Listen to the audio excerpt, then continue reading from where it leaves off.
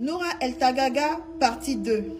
Donc, quand elle a entendu la voix dans le noir qui lui a dit « Personne ne meurt si ce n'est son jour », elle a pris les escaliers et elle s'est retrouvée, Dieu merci, dans la pièce où on les avait conduits au départ pour qu'elle puisse se changer.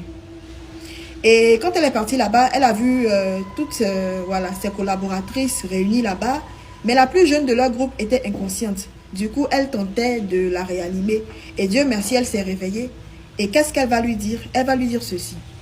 Elle lui dira, Noura, quand tu as soudainement disparu, quelques minutes après, la mère de la mariée est venue nous voir pour que nous puissions recommencer à chanter. Puisque tu es la leader du groupe, j'ai commencé à te chercher partout dans la maison.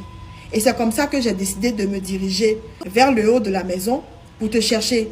Et à ma grande surprise, j'ai constaté que le haut n'avait strictement rien à voir avec le bas, vu que le haut était en ruine. C'était le noir total, les toiles d'araignée partout. Mais en fait, ce n'était pas mon souci, parce que moi, mon but, c'était de te trouver.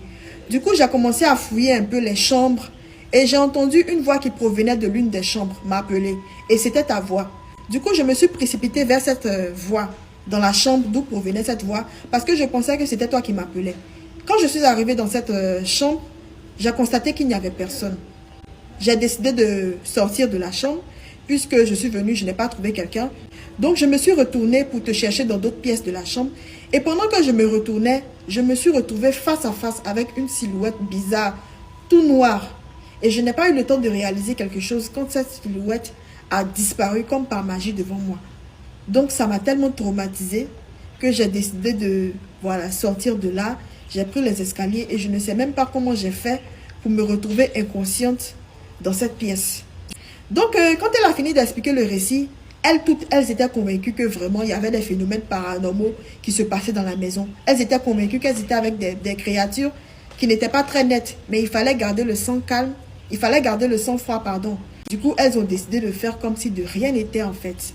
Donc, elles se sont calmées. Elles ont prié, elles ont fait des récitations. Et elles sont musulmanes, donc elles ont récité des lois de protection. Et elles sont sorties pour aller prester. Mais quand elles sont sorties, elles ont constaté que les invités avaient doublé. Ils étaient devenus encore plus nombreux. Et les portes étaient verrouillées. Donc, comment s'échapper? Donc, elles ont décidé de garder leur sang-froid. Elles ont commencé à prester. Donc, Noura, elle a eu l'idée de vouloir vérifier si la légende des fantômes disait vrai. Donc, en chantant, elle a décidé de baisser nonchalamment les yeux pour vérifier les pieds des invités. Et elle a constaté que leurs pieds étaient différents des pieds d'humains. En fait, ils avaient tout sauf des pieds d'hommes. Ils avaient des pieds de bouc, de chèvre, enfin, voilà quoi. Donc, quand elle a vérifié ça, elle a demandé à ses coéquipières de regarder aussi nonchalamment les pieds des invités, enfin, de tous ceux qui étaient dans la pièce. Et elles ont constaté la même chose, qu'elles avaient des pieds des pieds d'animaux, pas des pieds d'humains. Donc, quand elles se sont rendues compte qu'elles n'étaient pas entourées d'humains, il fallait tout de même garder le sang-froid parce qu'elles n'étaient pas en mesure de pouvoir se défendre. Et aussi, elles étaient en danger. Si elles manifestaient de la peur et qu'ils se rendaient compte, ils auraient pu leur faire du mal. Donc, elles ont fait de leur mieux pour garder leur sang-froid. Elles ont commencé à chanter comme si elles n'ont rien remarqué.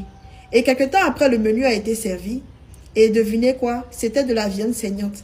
Mais pas de la viande saignante qu'on mange au restaurant. C'était de la viande bien saignante. En fait, c'était de la viande crue. Et le sang, vraiment, voilà, le sang sortait de la viande. C'était de la viande fraîche, en fait. Et tout le monde, à l'exception du groupe, mangeait comme des animaux.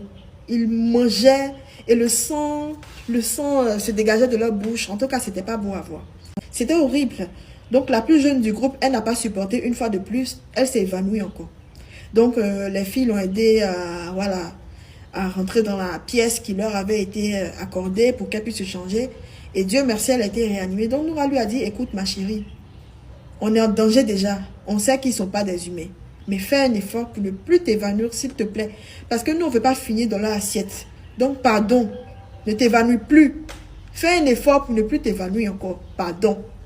Si tu t'évanouis une troisième fois, ils vont savoir qu'on sait. Et ça pourra nous porter préjudice. Donc, fais un effort, ne t'évanouis plus. Donc, voilà, elle a mis en garde comme ça. Elles ont récité les sourates de protection. Et elles sont sorties pour aller, comment dirais-je, chanter. Et ils étaient comme en transe. Et là, les invités avaient triplé en fait. Les invités avaient triplé, on ne sait pas comment, c'était tellement rapide. Et vraiment, la maison était serrée, il n'y avait plus de place pour bien se mouvoir. Donc, elles étaient en fait encerclées. Elles ont commencé à chanter.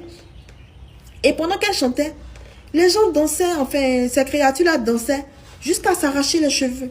Et ils s'arrachaient les cheveux jusqu'à ce que le sang coule. Jusqu'à ce que le sang coule.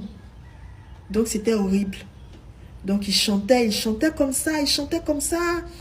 Et vers 4 heures, il y a la maman de la mariée qui est venue voir Noura pour lui dire qu'il faut que vers 4 heures, ils chantent encore plus fort. Parce que là, ils vont chanter comme jamais ils ont chanté. Donc, il faudrait qu'elles élèvent le ton pour chanter encore plus fort, en fait.